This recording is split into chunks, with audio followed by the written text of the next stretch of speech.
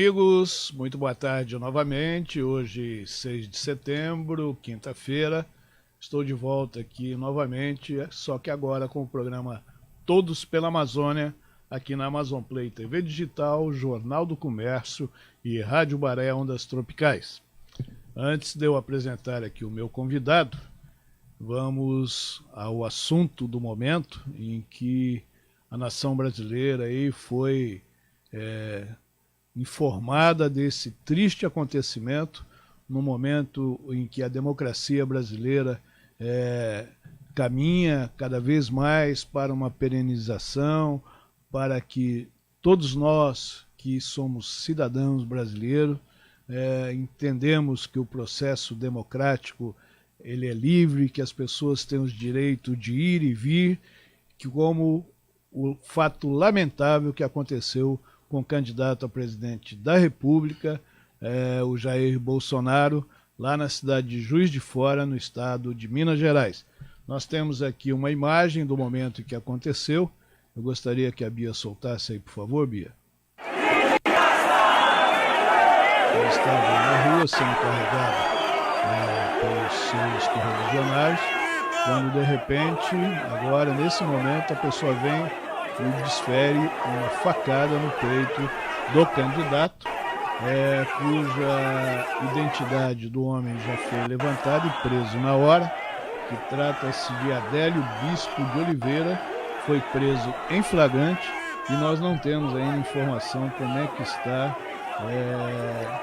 o estado de saúde. Sabemos que ele está internado na Santa Casa de Juiz de Fora e qualquer outra informação mais atualizada sobre isso, nós vamos trazer para os senhores. É lamentável isso, no momento que nós estamos aí às vésperas de um novo pleito, de uma nova eleição. Isso me faz recordar a eleição passada, quando o Brasil perdeu um candidato, o Eduardo Campos, ex-governador de Pernambuco, naquele acidente aéreo. E antes de eu falar e apresentar aqui um pouco do histórico do meu convidado, eu vou cumprimentá-lo, até para que ele comente esse fato lamentável que está acontecendo no Brasil. Eu recebo com muito prazer aqui o economista Osíris Silva. Boa tarde, doutor Osíris, prazer tê-lo aqui. Boa tarde, Oswaldo, boa tarde, senhores telespectadores, turma aqui da técnica, meus cumprimentos. Beatriz Rocha, Isso. Hoje a Graça Guzmão aí. Muito bom. E então, realmente é um fato lamentável, mas eu acredito que o tiro vai sair pela culatra, porque vai simplesmente contribuir, com certeza, para a consolidação maior ainda do nosso processo democrático. A gente cresce, as nações crescem nas adversidades. As nações crescem nas adversidades. E eu espero que ele sobreviva, o candidato, e que esse fato lamentável sirva para a consolidação, para o maior fortalecimento do nosso processo democrático. Muito bem. Então, quem falou com vocês, o nome de registro e de batismo é Osíris Messias Araújo da Silva. Ele é natural do município de Benjamin Constant, aqui no estado do Amazonas, e já ocupou durante a sua vida diversas cargos e funções aqui no estado do Amazonas, todos eles relevantes. Ele é formado em economia pela Universidade do Amazonas, consultor de empresas, é responsável desde 1972 pela implantação de mais de 100 empresas no Distrito Industrial. Foi secretário de Economia e Finanças do município, da Prefeitura de Manaus, secretário da Indústria, Comércio, Turismo e também secretário de Fazenda do Estado do Amazonas. Exerceu o cargo de presidente do Conselho de Administração do antigo Banco do Estado do Amazonas, o BEA. Foi representante substituto do governador do Estado no Conselho de Administração da SUFRAMA e também da SUDAM, o CONDEL. E, além de tudo, é um colega, é jornalista, titular da coluna Visão Integrada, publicada desde 2009, todas as quartas-feiras, no caderno de economia do jornal A Crítica. É segunda-feira agora. Hoje é segunda-feira. Então, toda segunda, no jornal A Crítica, aqui de Manaus. Então, é com muito prazer que eu recebo, e tem outras funções aqui que eu vou ficar até amanhã, porque ele não para de trabalhar. Mas o que ele gosta mesmo de fazer atualmente é escrever livro e cuidar da parte lá do seu sítio, onde ele cultiva, onde ele planta, não é isso, Osíris? Exatamente. Mas, Osíris, um dos motivos da sua vinda aqui é justamente isso aqui, Bibi, onde eu mostro, aqui, na Logitech, Economia do Amazonas, livro recém-lançado pelo Osíris, já está esgotado da Livraria Cultura, Livraria Leitura. Leitura do Amazonas Shopping. No Amazonas Shopping. Mas vai ser mandado mais uns exemplares para Então, lá. a partir aí da segunda-feira, com certeza, terão mais exemplares para que você possa tomar conhecimento do que o Osíris pensa e colocou aqui nesse livro importante, que o subtítulo é Visões do Ontem, do Hoje e do Amanhã. Osíris, hoje nós sabemos que está bem complicado. Muito complicado, verdadeiramente muito complicado. E justamente são essas questões que vêm afligindo todos nós, aqueles que trabalhamos com os números, né, com os dados estatísticos, com os dados conjunturais, enfim, com as análises prospectivas em relação à economia do Estado, buscando caminhos nesse momento em que se vive com muita dificuldade, né? Que o Estado, que o país, melhor dizendo, o país está sem um rumo, sem um norte precisamente definido. E é um momento em que isso se abate sobre nós, o Estado do Amazonas, que temos na economia do distrito industrial, que respondendo por 85% da atividade industrial do Estado, 72% do PIB do Amazonas está em Manaus, apenas 28% no interior. Então nós temos um quadro de desvantagem muito grande do interior do Estado em relação à capital. Isso se reflete no empobrecimento do Estado. Cada vez mais o Estado vem empobrecendo, porque o modelo Zona Franca de Manaus, o PIM particularmente, que foi criado em 67, 51 anos atrás, Isso. Ele foi criado segundo um modelo então vigente da política econômica brasileira. Isso mudou, claro, sobretudo a partir de 1990, quando o governo Collor abriu a economia. E aquele modelo de substituição de importações permaneceu. Nós não soubemos aproveitar aquele exato momento para reconstruir o modelo, redirecionando para um vetor do mercado externo, um outro vetor do aproveitamento dos nossos recursos naturais, da biodiversidade, do aproveitamento da exploração sustentável das nossas riquezas, do minério, do turismo ecológico, etc. Nós não soubemos fazer isso e hoje estamos pagando um preço muito alto.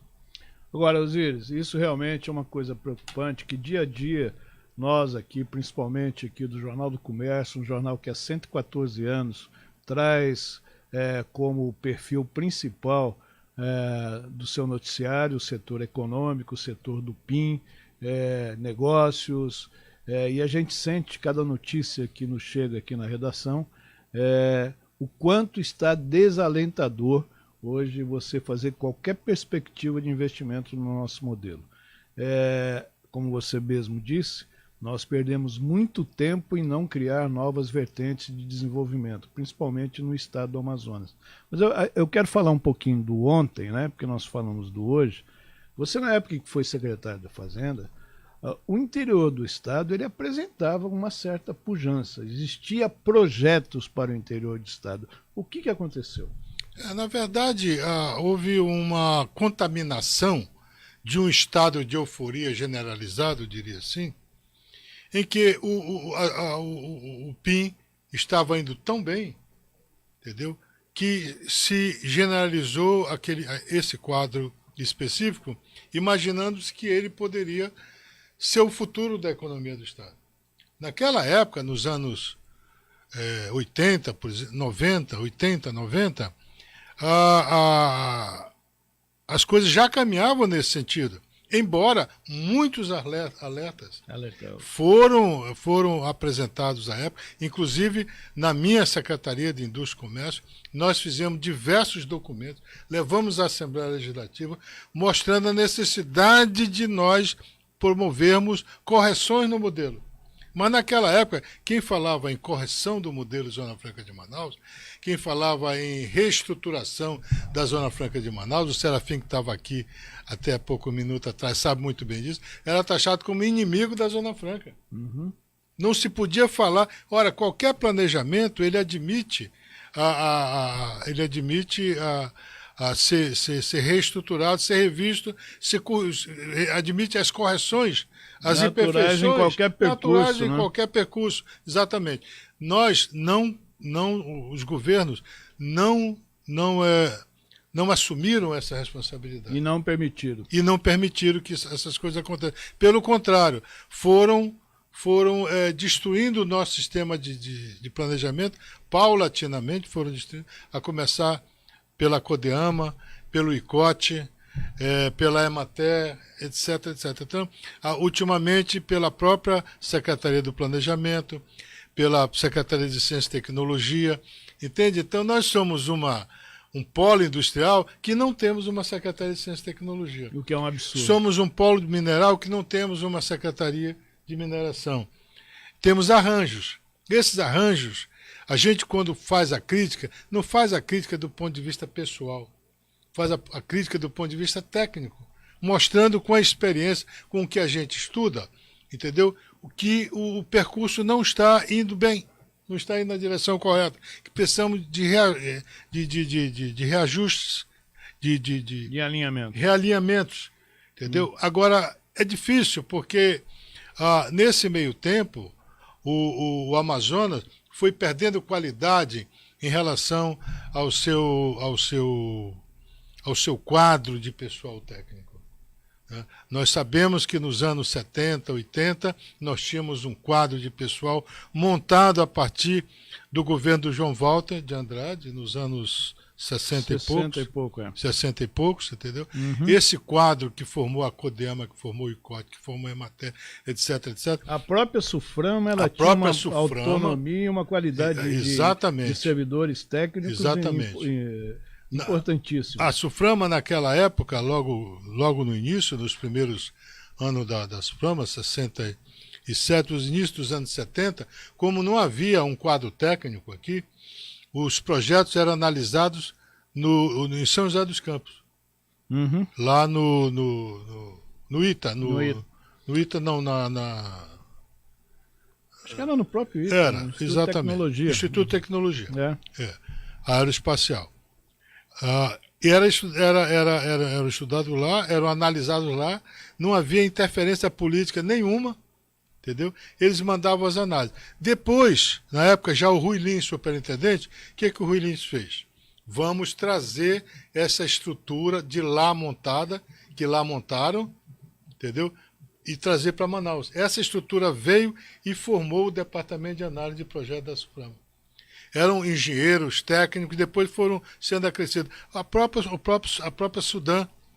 A Sudan tinha um quadro de pessoal técnico extraordinário, de excelente qualidade. O Banco da Amazônia, idem. Eram técnicos que eram formados na CEPAL, na Fundação Getúlio Vargas, na USP, na Universidade Federal do Rio de Janeiro, etc, etc. Nos centros mais avançados da formação de pessoal técnico que existia na época. Esse pessoal foi perdendo sustentação ao longo dos anos, foi perdendo salário. Naquela época, um técnico ganhava em torno de $4.000, técnico iniciante de carreira. Hoje ele ganha menos de 4 salários. Mais ou menos. Mais ou menos isso. Entende? Então, a gente vê, por exemplo, nos quadros da assistência técnica do meio rural, nos quadros da própria Secretaria de Análise de Projetos, na própria Suframa. A Suframa foi perdendo também qualidade do seu pessoal técnico e assim por diante. Eu me lembro muito bem, e isso tudo que você colocou é a mais pura verdade, né?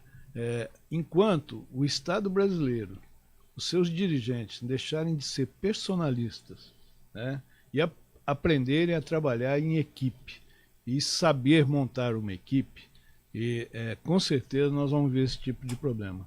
Quanto que custou isso para o estado do Amazonas, a perda de tudo isso que você acabou de dizer?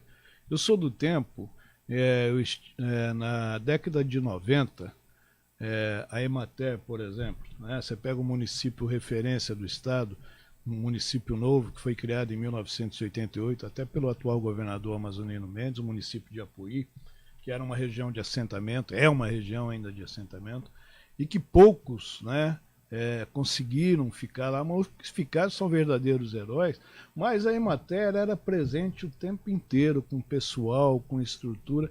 Eu estive em Apuí recentemente, há uns 60, 90 dias atrás, e voltei de lá desolado com a falta de assistência técnica a uma cidade, uma região produtora. Isso realmente é um fato, né? Isso complementa isso em relação ao setor primário. Em relação ao setor industrial e ao setor de alta tecnologia, o quadro é mais desolador. Tivemos agora, recentemente, a falência da FUCAP.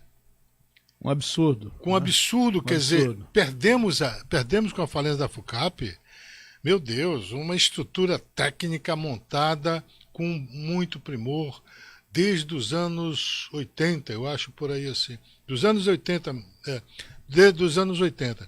Técnicos de altíssima qualidade, foram demitidos porque não tinha como pagá-los. Né? Então, quer dizer, a gente é a capital da Zona Franca de Manaus, né?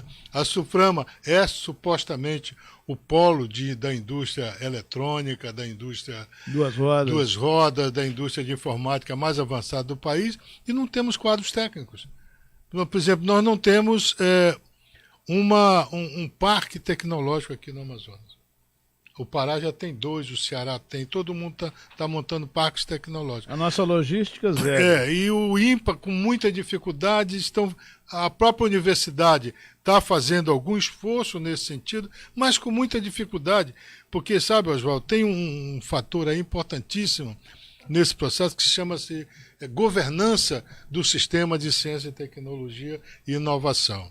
Essa governança, eu defendo que ela tem que ser do Estado, do governo do Estado, porque todas essas ações que se desenvolvem aqui no estado do Amazonas, em Manaus, elas estão se desenvolvendo em relação à nossa economia. E quem responde pela nossa economia é o governo do Estado. A gente estranha também o papel tímido da Prefeitura de Manaus em relação à Suframa. Ora, a Zona Franca de Manaus está localizada em Manaus. Em oportunidade de conversa com o prefeito Arthur, eu tenho externo esses... Começa até pelo sistema viário, né? Que era para ser um cartão postal. Exatamente. Eu externo essas preocupações. Estamos repetindo os erros do passado em relação à questão de, você citou ainda há pouco, de reivindicações apresentadas aos candidatos. É um modelo que eu sempre levanto lá nas reuniões da federação, das indústrias, etc., é um modelo, desculpe, é um modelo ultrapassado. Fique à vontade. É um modelo caduco. Desculpe, porque nós estamos com o modelo de memoriais, apresentar memorial a candidato não adianta nada. De forma nenhuma. Adiantaria se nós apresentássemos projetos. Quais são os projetos que a Zona Franca de Manaus está requerendo hoje? Nós não temos projetos para a Zona Franca. Nós nos revoltamos quando vem críticas externas em relação à Zona Franca. Desculpe. Tem problema, desligar aqui. Nós nos revoltamos quando vem críticas externas ao modelo Zona Franca. Ora, eles mostram os erros, as imperfeições, os problemas, mas nós não sabemos responder. Por falta de pessoal técnico. Exato, nós não sabemos responder. A preparação técnica. Nós não temos resposta. Qual é a alternativa para a Zona Franca de Manaus hoje? Essa é a grande pergunta. Vou aproveitar aqui. Então continua, desculpa. A Zona Franca, ela caminhou desde 67 a esse momento hoje. O PIN, ele chegou a um ponto que eu diria de plena capacidade.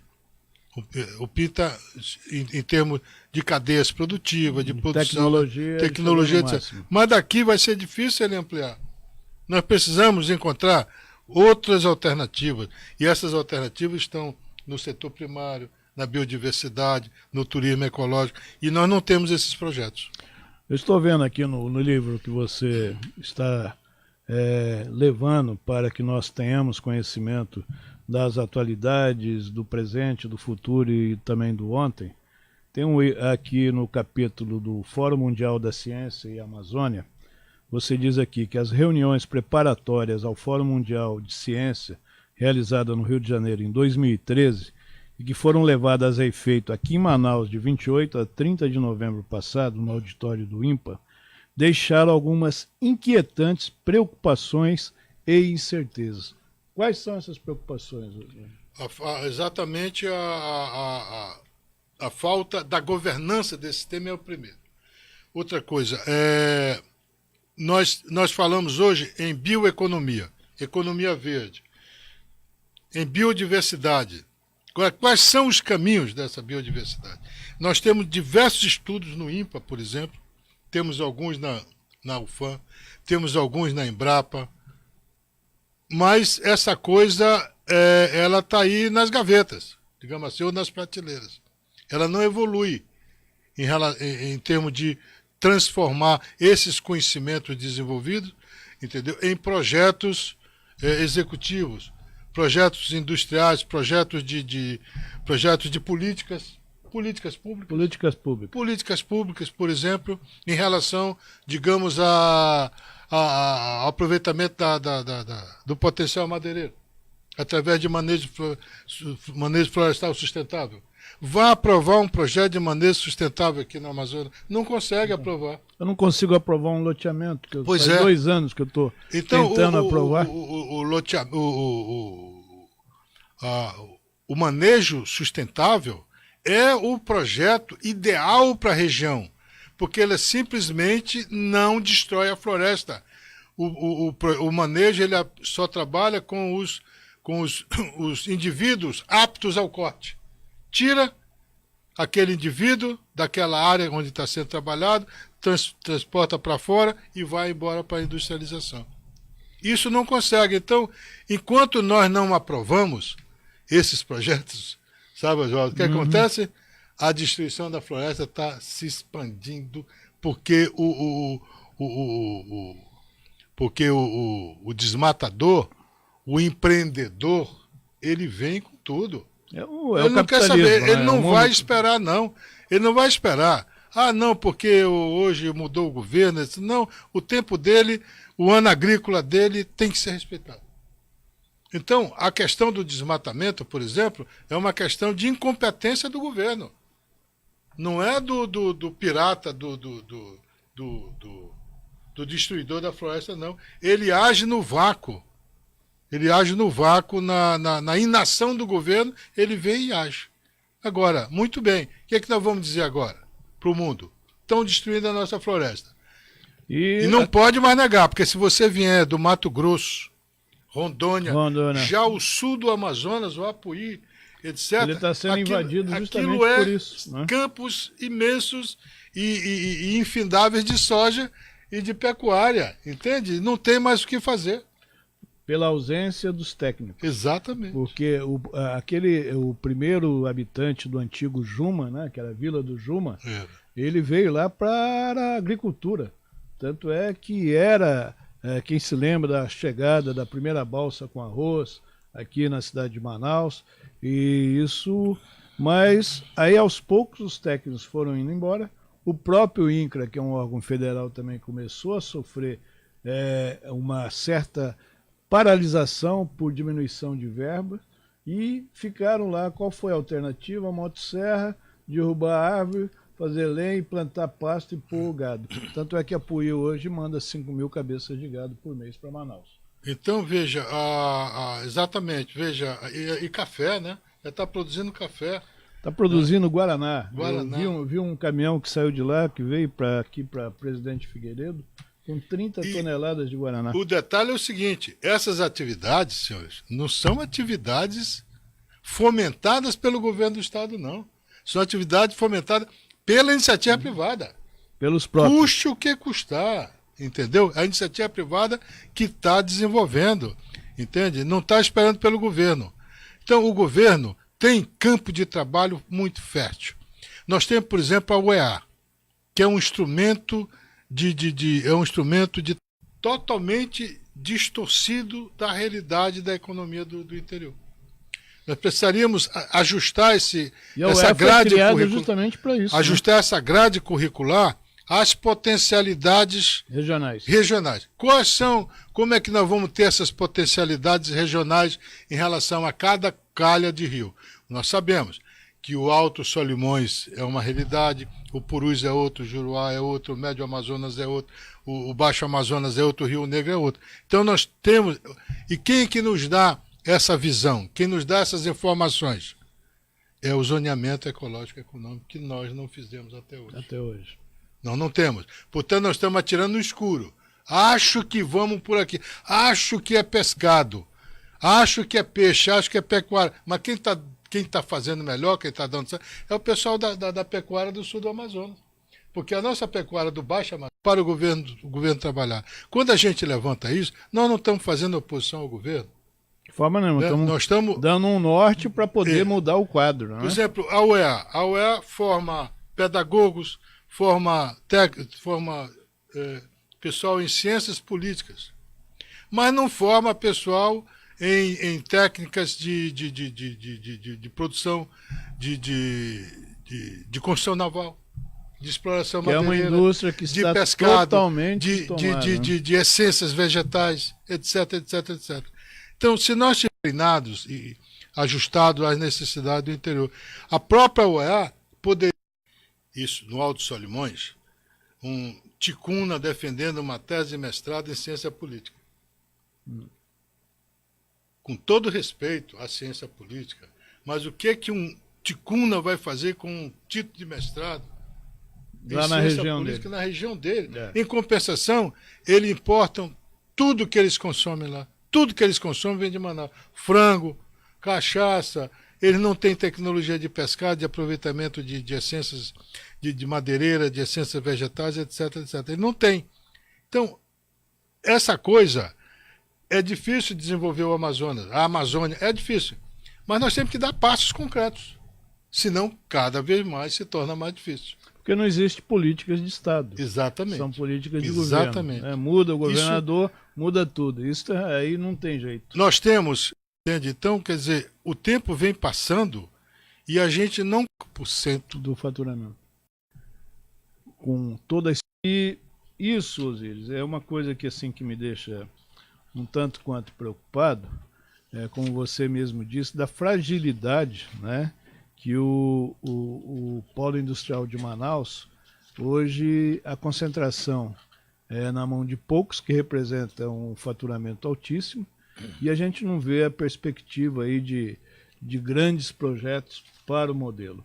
Hoje eu vejo quando o CAS aprova 15, 16 projetos, sai lá, mão de obra ser contratada para 1.200 pessoas. Ficção, é um absurdo isso, né? É uma coisa que antigamente cada indústria aí admitia 3.000, 4.000 e preparava essa mão de obra, que hoje é muito mais fácil. Na época da implantação nós não tínhamos essa mão de obra qualificada e hoje nós já temos.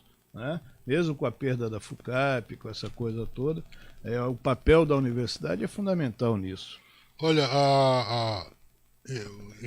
em 2015, mais ou menos, nós tínhamos 137 mil funcionários empregados no Distrito Industrial. Hoje nós temos 80 mil. Com a perspectiva de ter menos. Perspectiva de ter menos. O faturamento que foi de 37 bilhões está em 25 hoje. Bilhões de dólares. Está em 25 bilhões de dólares hoje. Ora, são sinais claríssimos de que nós precisamos diversificar esse modelo.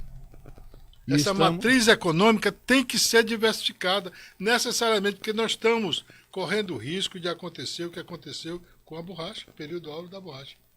É uma situação bem semelhante. Onde nós tínhamos uma população bem menor, Exato. né? Então o choque social foi bem menor do que seria hoje. Imagine hoje o Amazonas e Manaus sem o polo industrial de Manaus. E você não vê essa coisa sendo discutida abertamente, nem na Assembleia Legislativa, nas campanhas políticas, nos debates de candidatos. Não, eu tenho conversado com alguns aqui, com exceção do Serafim que eu recebi hoje, o preparo deles para discutir modelos Zona Franca é zero.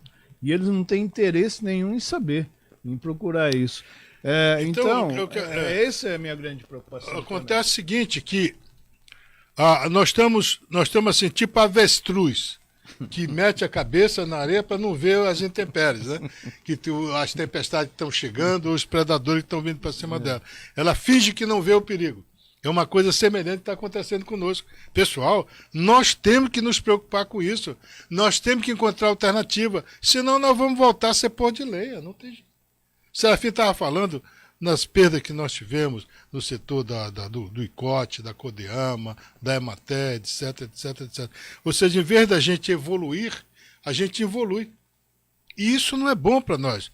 Agora mesmo, nessa crise, eu ia falando há pouco, passou, nessa crise, alguns estados sofreram muito mais do que outros. Os estados que menos apresentaram desemprego foram os estados que têm um campo forte. Paraná, Minas, Goiás, Mato Grosso, Rio Grande do Sul, etc. O Pará. Também. O Pará. O Ceará está exportando fruta hoje. Não estou nem falando em Petrolina, lá em Pernambuco. Estou falando do Ceará já está exportando fruta no meio do nada ali. No meio daquelas caatingas complicadíssimas, com déficits hídricos monstruosos. Mas eles estão gerando tecnologias. E a nossa questão é gerar tecnologias, por exemplo, para explorar o potencial da várzea. Até hoje nós não sabemos o que fazer com as nossas várzeas. Eu ontem tomei um sorvete de camu-camu, que tem na várzea, tem muito, né? Que é uma delícia, né? Eu sempre que posso eu tomo. Por causa da diabetes, como ainda não faz, ainda é sem açúcar, eu tomo só um pouquinho de vez em quando. E isso que você está dizendo, da exportação das frutas, né, o Ceará exportando, nós aqui poderíamos fazer isso e muito com esse sabor que as frutas regionais aqui têm. Exatamente. Né? Mas também estamos limitados àquele problema das patentes. Né? Não, nós estamos limitados mesmo. É porque nós não desenvolvemos tecnologias de produção. Você diz assim, não, vamos exportar o açaí. Ora, mas se vamos falar de exportação para valer mesmo, o Japão, a China vão pedir o quê? 100 toneladas mês, 300 toneladas. Nós não temos 10. Então o nosso problema não é de comercialização, é de produção. Nós temos que desenvolver tecnologia de produção. Eu sou da área da citricultura e sei dos problemas que nós enfrentamos. É difícil. Nós trabalhamos com tecnologia lá da Bahia, lá de São Paulo, porque não temos as tecnologias ainda consolidadas aqui. E isso serve, esse mesmo raciocínio, para o abacaxi, para o maracujá, para a graviola, para o cupuaçu. Não vou nem falar na banana, que a banana tem outros problemas. Uhum. Mas na área de fruticultura tropical, de modo geral, que o Pará exporta, nós podíamos, o Guaraná, nós estamos perdendo posição em relação ao Guaraná, até para o Pará agora. Cacau já perdemos também, entende? Então, nós temos setores... Agora, enquanto isso, o pessoal do Mato Grosso, o pessoal de Rondônia e de Roraima diz o seguinte, não, vocês não precisam produzir nada não. Vocês já têm a Zona Franca, deixa que nós produzimos para vocês. Essa é a lógica deles, é essa. Fazer com que aqui, Manaus, que é um tremendo mercado, mesmo com a crise, é um tremendo mercado, passe a ser reserva de mercado deles. Mas isso não nos dá sustentação no longo prazo. Com certeza. E a insegurança que traz para todos, inclusive para aqueles que podem vir investir no Estado. Exatamente. Eu vou para o primeiro break aqui do programa Todos pela Amazônia, recebendo hoje o economista Osiris Silva, que está falando justamente sobre desenvolvimento aqui para o Estado do Amazonas. Eu volto já já com vocês. Até mais.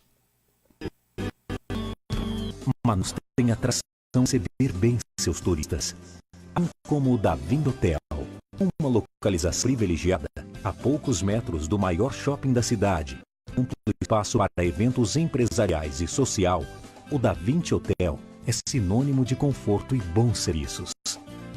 Em Manaus, hospede-se no Da Vinci Hotel.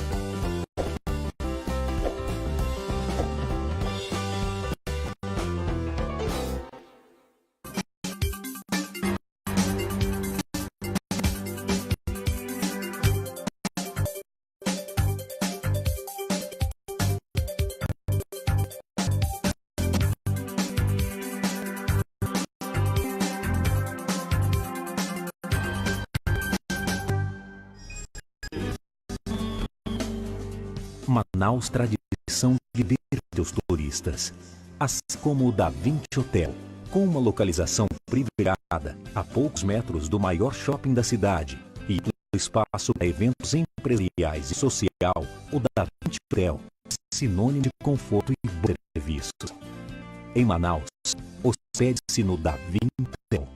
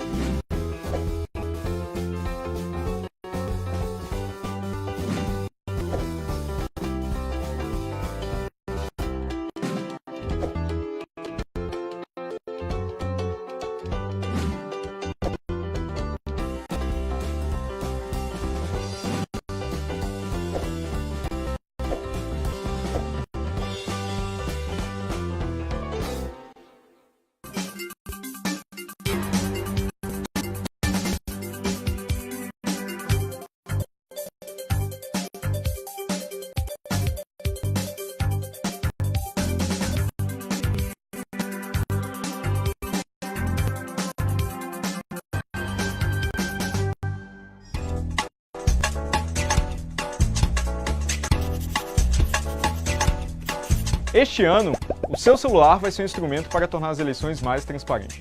Eu vou te explicar por quê. Você pode nos ajudar a fazer uma fiscalização da apuração final dos votos.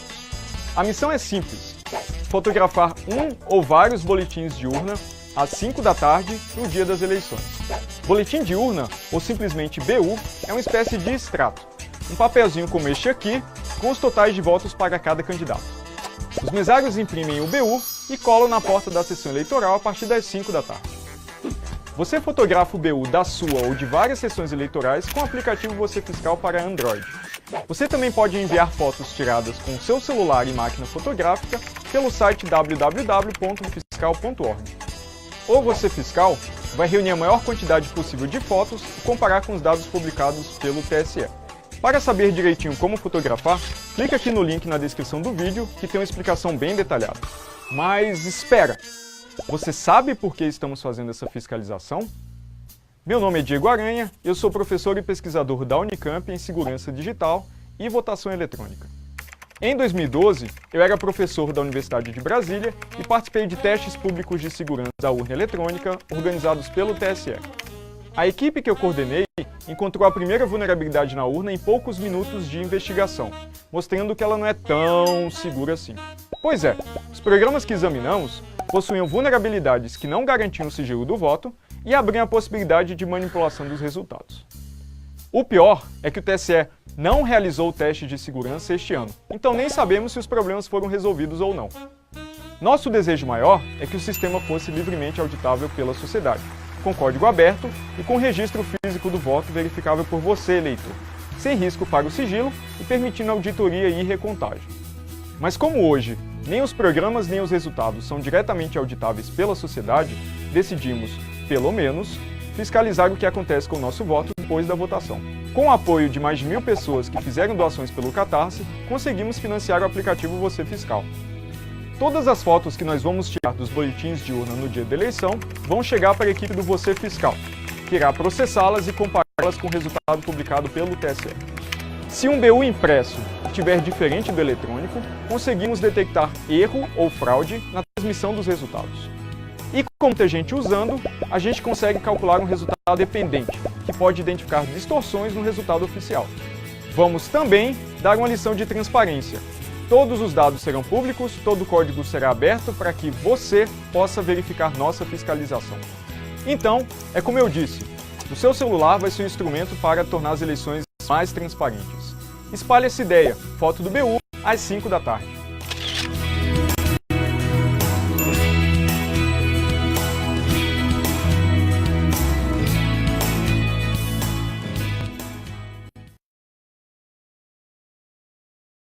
Na infância, aprendemos o que é certo e errado, que água e óleo não se misturam. Já adultos, temos a responsabilidade de cuidar do nosso país. Sabemos que pessoas de bem e corrupção não se misturam. A faxina na política começou. Já a grande mudança convoca para esta missão todos os brasileiros de bem, combativos e de coragem. O brasileiro tem sede de mudança.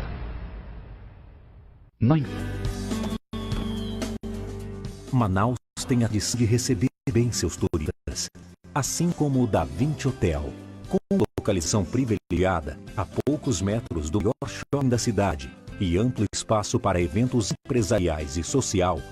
O 20 é sinônimo de conforto e bons serviços. Em Manaus, hospede-se no Da Vinci Hotel.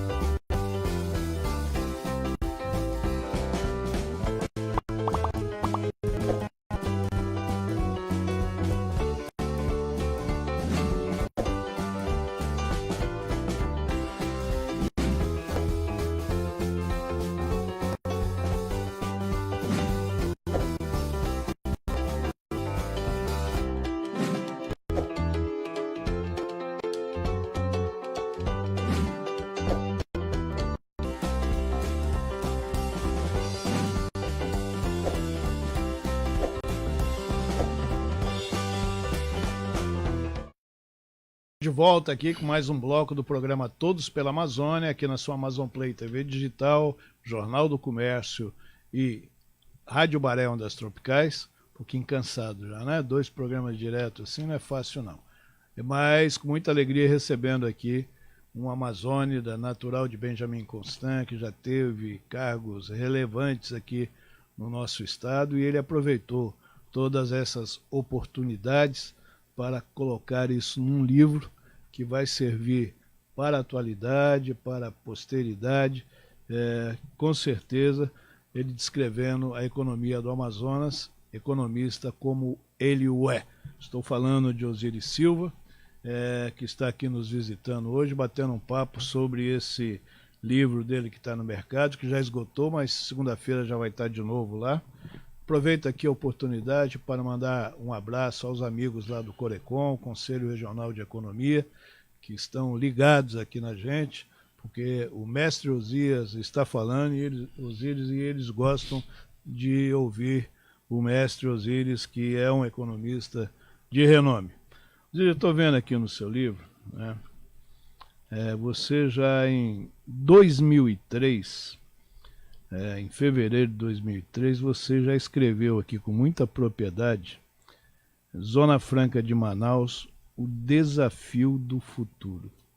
Nós estamos em 2018, então nós estamos falando aí com uma vacância de 15 anos, né? Sobre esse seu pensamento há 15 anos atrás e essa visão que você tinha do que poderia ocorrer aqui com o nosso modelo. Eu queria que você falasse um pouquinho sobre isso, e eu tenho certeza que tem um pouquinho de decepção aqui, né? Na verdade, são propostas concretas, são propostas factíveis, né? Que dentro daquele princípio que eu me referi no início, de que o modelo Zona Franca de Manaus, precisamos ter bem nítido essa visão, a Zona Franca foi criada em 67, quando o modelo de política econômica do Brasil era de substituição de importações. Então, para aquele momento, a Zona Franca foi importante e cumpriu esse papel. Justamente. Quando criou a indústria eletrônica aqui de 2 rodas, de relojoeira, metal mecânica, plástica, etc, etc. Então, a Zona Franca cumpriu aquele papel. Mas, como tudo na vida, tem que se ajustar à evolução dos tempos. Esse ajuste à evolução dos tempos que não se verificou. E aí nós fomos envelhecendo, nós fomos caducando. Isso é normal. Todo mundo cresce, todo mundo nasce, cresce e morre. Isso é uma verdade incontestável, né? Que vale para tudo. Para os animais, para os modelos econômicos, para as indústrias. Quantas indústrias que já foram gigantes no passado, hoje não existem mais. Isso é normal. Isso faz parte do mundo dos negócios, faz parte do mundo animal, da humanidade, essa performance em relação a esse determinismo, digamos, histórico, determinismo humano, etc. Faltou para nós, eu fui do governo em final dos anos 80, e eu tenho documentos aqui mostrando, como tínhamos documentos de outros colegas economistas também, mostrando essas imperfeições e as intervenções que poderiam ter se verificado. Não se verificaram, mas não se verificaram e estamos pagando um preço altíssimo hoje, por essa falta de visão. Nós estávamos felizes e satisfeitos com o que tínhamos. A Zona Franca de Manaus estava gerando um polo industrial em Manaus, gerando emprego, isso e aquilo. Mas nós não perguntamos, e o interior? O que está acontecendo com o interior?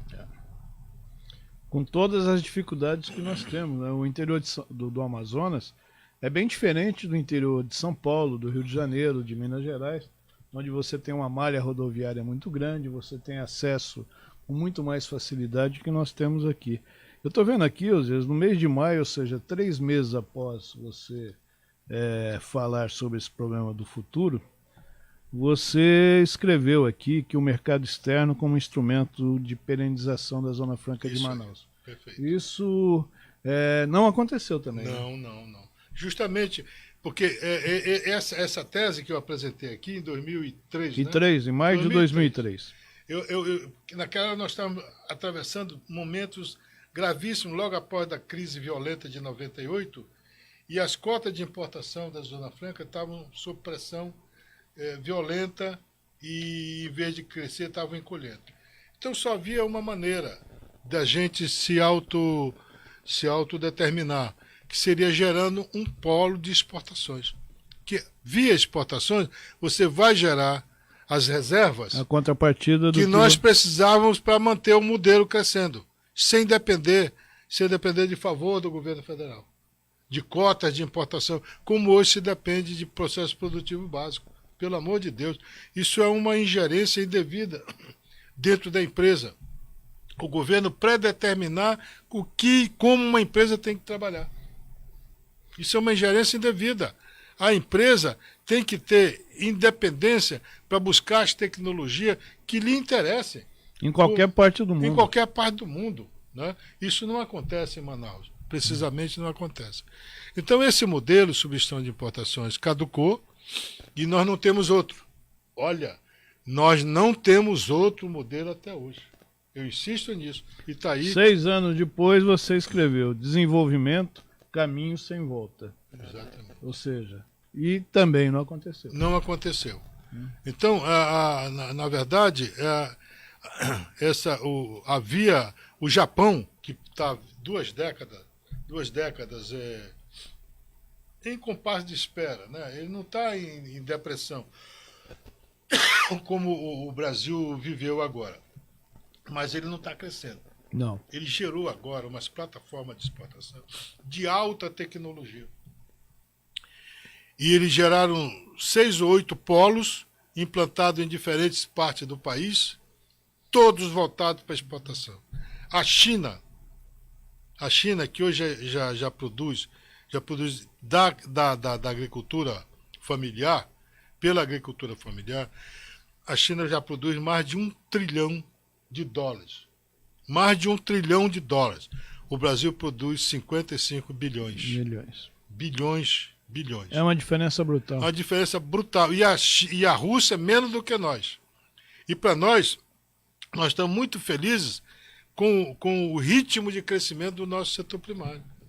Não em Manaus, não no Amazonas, mas no resto do Brasil. Sim. Né?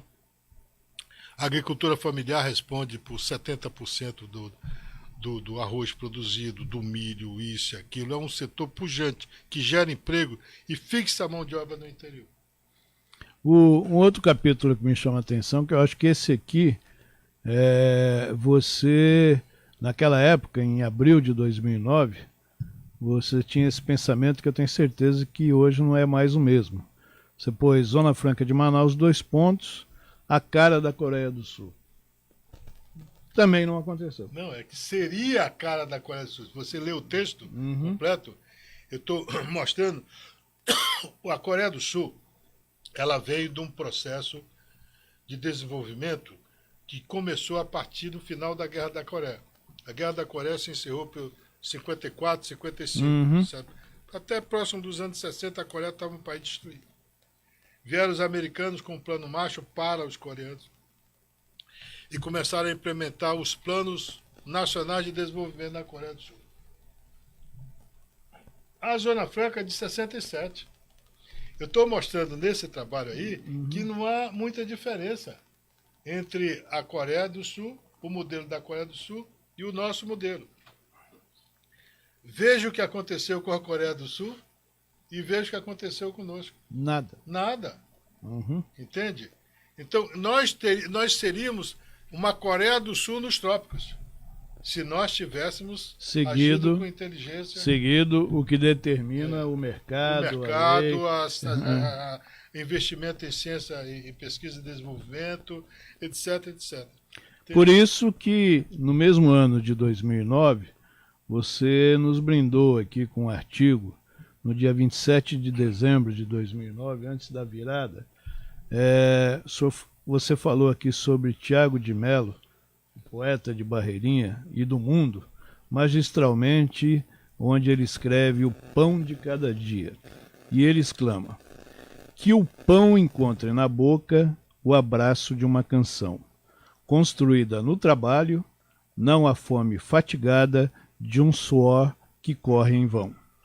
Que o pão do dia não chegue, sabendo o atravo de luta e a troféu de humilhação. Que seja a bênção da flor, festivamente colhida por quem deu ajuda ao chão. Mas do que for, seja fruto que maduro se oferece, sempre ao alcance da mão, da minha e da tua mão. Perfeito. Perfeito. Arrepiei. Essa poesia dele é fantástica. Porque aqui nós estamos falando sobre os frutos da terra. Essa poesia dele vai em cima dessa coisa dos frutos da terra, da importância de você, de dispensar prioridade absoluta ao campo, ao setor primário. É o setor primário que gera eu sempre cito essa constatação, não é minha, é de alguém, evidentemente, eu incorporei na minha cultura, de que não há sociedade ao longo da história que haja se desenvolvido sem o setor primário. Justamente. Todo o processo evolutivo da humanidade começou pelo campo. Os nossos ancestrais, eles caçavam, eles pescavam e guerreavam e matavam os inimigos. Depois eles foram se organizando. Depois veio a implantação da agricultura, do cultivo, da adaptação de culturas exóticas para o seu bioma. E a agricultura, então, foi se expandindo, chegou onde nós chegamos hoje. Então, o modelo se origina a partir do setor primário, a partir do campo. E esse modelo que gera capitais, como é que São Paulo se desenvolveu? Falando em termos práticos. Uhum. São Paulo se desenvolveu a partir da cultura do café,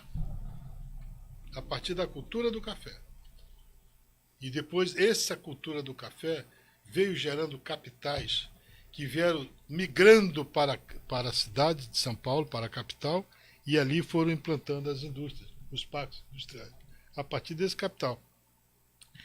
A partir dessa cultura do café, que depois foi se expandindo do café para a cana-de-açúcar, para a pecuária, etc.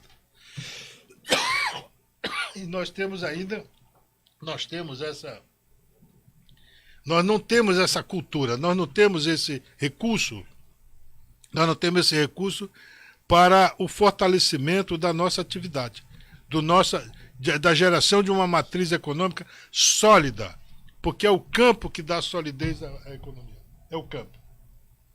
Nós pulamos do campo, olha só o detalhe, nós pulamos do campo para o setor secundário da economia, para a indústria.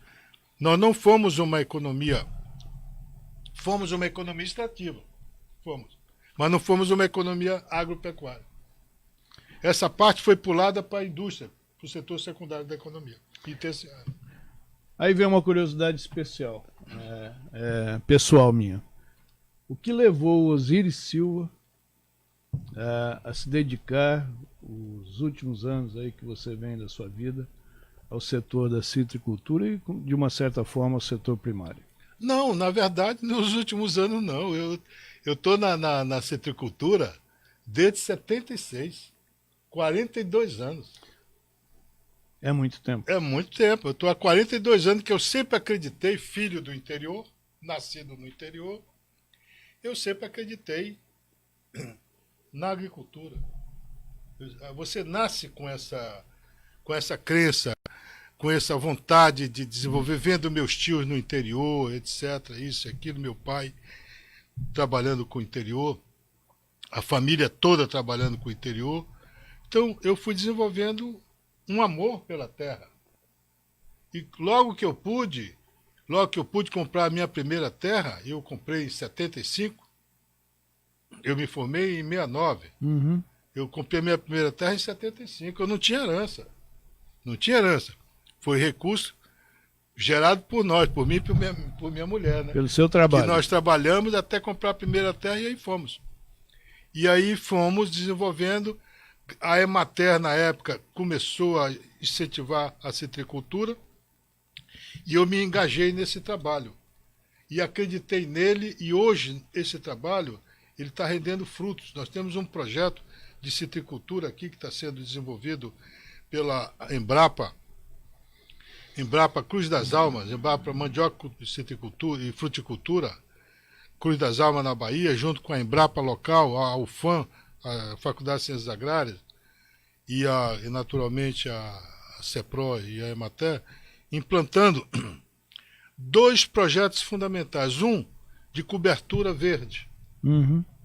como forma de controlar o mato. Isso é uma tecnologia fina, digamos assim. Então, tem as variedades de milheto, disso e daquilo, que podem ser plantados nas ruas e vai abafar o mato. Então, você reduz a necessidade de aplicação de herbicida violentamente. Além do custo, Eu, o problema por exemplo, da saúde, né? não aplico herbicida há cerca de 10 anos. E o outro projeto é formação de mudas, combinação de mudas, copas e porta-enxerto do cavalo, para ver quais são os mais resistentes e os que melhor se adaptam às nossas condições de solo e clima. Esse projeto está evoluindo de uma maneira impressionante. Fantástica, com excelentes resultados, tudo financiado pela FAPEA, esses estudos. Uhum.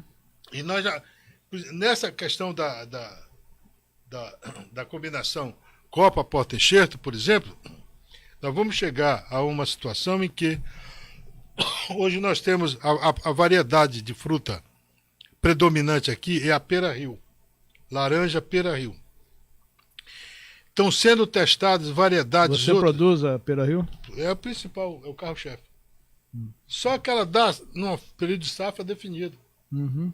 Né? Começa a safra em março, abril, maio, quando agora em setembro acaba. Aí você fica sem produção até o final do ano. Vamos ter uma safra temporona, etc, etc. Então, estão sendo desenvolvidas variedades de excelente qualidade, precoce, quer dizer, começa a produzir cedo, de estação, no caso da pera-rio, por exemplo, e outras congêneres, e tardia. Então você vai ter produção com fruta de qualidade o ano todo, praticamente. Isso já tá no campo, isso aí. São experimentos novos que estão no campo. Que é um capítulo que ele traz no seu livro, que está na página 555, que é A Voz do Campo. E ele cita o economista Celso Furtado, né, numa obra do autor, O Brasil Pós-Milagre, de 1981, que ensina o seguinte: as transformações da sociedade brasileira, desejadas por amplas camadas da população, somente se concretizarão mediante uma ação política profunda e persistente. Esse é o Osiris Silva? Eu também penso exatamente. Ele é nosso mestre, né? O Celso Furtado é nosso mestre. Então, o técnico pensa dessa maneira. Eu não sei hoje como é que está, lhe confesso. A qualidade do nosso técnico, eu não sei como é que está. Mesmo hoje, eu estando no Corecon, ainda não tive a oportunidade de avaliar de uma forma mais ampla. Mas sei que a universidade enfrenta muitas dificuldades. Muitas dificuldades na formação, de recursos. Embora a gente saiba que a Universidade do Amazonas recebe mais ou menos 500 milhões por ano do governo e a UEA em torno de 400 milhões. É muito recurso. É uma questão de saber administrar. E a UEA poderá, inclusive, ampliar caso o nosso polo industrial venha aumentar o faturamento aí, não é isso? Certamente. E ele é mantido, a UEA é mantida pelas indústrias incentivadas. Né? Quer dizer, uma das vocações da UEA seria a formação dessa mão de obra requerida pela indústria e pelo setor primário. Justamente estabelecendo e obedecendo as vocações regionais para assentar o técnico oriundo daquela região. De acordo com aquela calha do rio, aquilo que ele ajude a desenvolver aquela região. Exatamente. Que para o futuro, para gerações futuras, isso vai ser de uma forma muito relevante, muito importante. Não é isso, Osiris? E fundamental, não tem outro caminho. Não tem outro caminho. Porque nós não temos outro caminho, a verdade é essa. Não temos outro caminho. As dificuldades do estado do Amazonas, né, a logística é uma coisa muito séria. E esse é um caminho mais econômico, mais barato e com certeza com resultados incalculáveis que pode gerar isso para a sociedade aqui do Amazonas. A gente tem intervenções, promoção de seminário, trazendo gente de fora, mas nós temos que entender que quem tem a sensibilidade somos nós. O nosso crescimento, o nosso desenvolvimento, ele vai ocorrer a partir da nossa capacitação. Nós é que sentimos a Amazônia. Não é ninguém de fora, não, somos nós. É engano pensar que o pessoal de fora vem para cá, isso e aquilo. Não, ele vem, ele é importante. O recurso externo é importante, porque ele complementa as nossas deficiências, suprem as nossas deficiências. Complementam e suprem as nossas deficiências. Mas as primeiras ideias são nossas.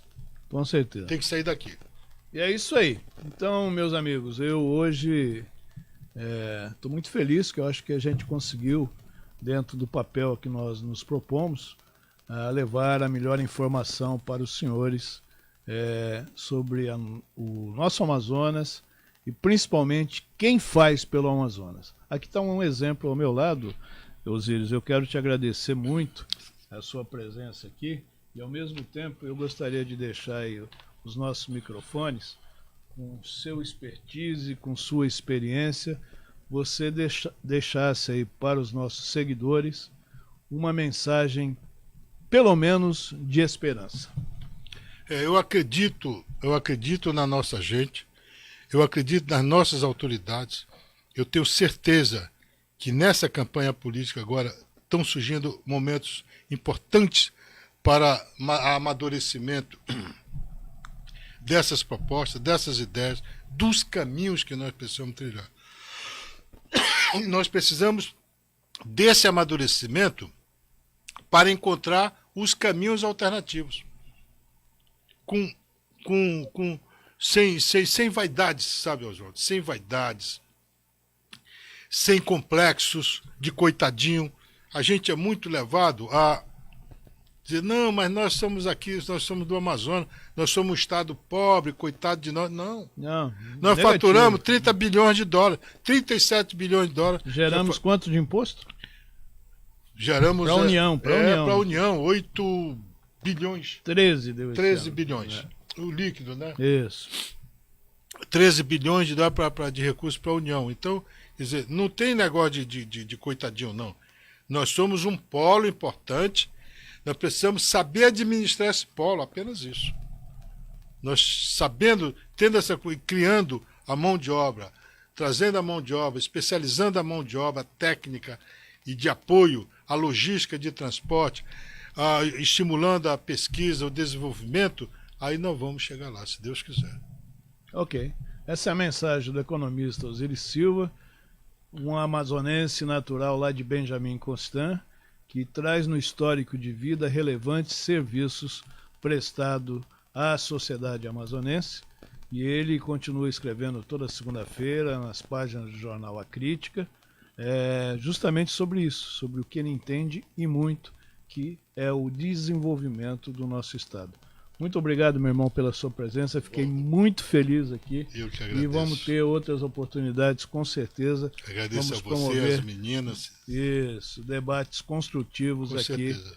E em todos pela Amazônia, na sua Amazon Play TV Digital. Isso. E eu estou inteiramente à disposição. Muito obrigado. Você é um gentleman e é uma pessoa que merece todo o nosso respeito pelo que você ainda continua fazendo pelo seu estado querido, que é o estado do Amazonas.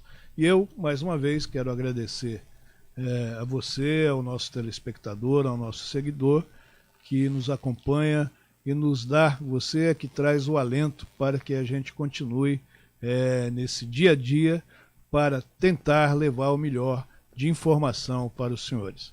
Lamentavelmente, o dia de hoje, nós tivemos aí esse incidente ocorrido aí com o candidato a presidente Jair Bolsonaro, mas eu desejo a ele e à família pronto restabelecimento para que ele continue nessa caminhada. E essas pessoas que querem, de uma certa forma, atrapalhar a democracia, que recebam o castigo e a aplicação da lei em todos os sentidos, que não tenham complacência com esse tipo de gente que pode, de uma certa forma, mudar o rumo do nosso país. Então fica o meu repúdio, o meu registro. Vamos descansar, porque amanhã é feriado, um dia importante, 7 de setembro. Você tem, como cidadão, como patriota, vai assistir amanhã a parada militar, a parada justamente da nossa independência. E lembrando que justamente daqui, a partir de amanhã, em 30 dias, você tem uma obrigação e um direito como cidadão de comparecer às urnas e eleger um novo presidente da República para o nosso país, um governador para o estado do Amazonas, 2 senadores, 8 deputados federais e 24 deputados estaduais. Não perca essa oportunidade. Não pense que a ausência do seu voto você vai conseguir algum resultado prático achando que isso é uma forma de protestar. Protestar é não comparecer. Você tem 30 dias aí, a mídia está totalmente aberta, os canais estão abertos para que você analise todos aqueles com suas propostas e você escolha o melhor para o país, para você e para a sua família. Muito obrigado, bom feriado. Estaremos de volta a partir de segunda-feira. Pois não, Zé? Eu quero aproveitar também e cumprimentar, parabenizar por esse programa maravilhoso, descontraído, amplo, entendeu? E também cumprimentar o meu amigo Guilherme Aloysio, que ele está sempre na vanguarda. Sempre. É um jovem que está sempre engajado na boa luta. Um jovem que completou dia 3 agora, 81 anos. Exatamente. De idade, não é isso? Isso. Mas então, ele, a semana que vem, vai estar aqui no nosso convívio. Eu fico muito feliz por isso, porque a gente tem. São caminhos, são degraus, né, que nos permite continuar a luta. Com certeza. Obrigado. Osíris, mais uma vez pela sua presença. Obrigado a todos. E segunda-feira estarei de volta aqui a partir das 9 da manhã com a edição do Jornal do Comércio, um jornal com 114 anos de excelentes serviços prestados à sociedade do Amazonas, a qual você pode se tornar um parceiro através do 2101-5500. Obrigado, Bia. Junto aqui sempre, chegando junto. Ok? Muito obrigado, bom feriado, divirtam-se e um abraço.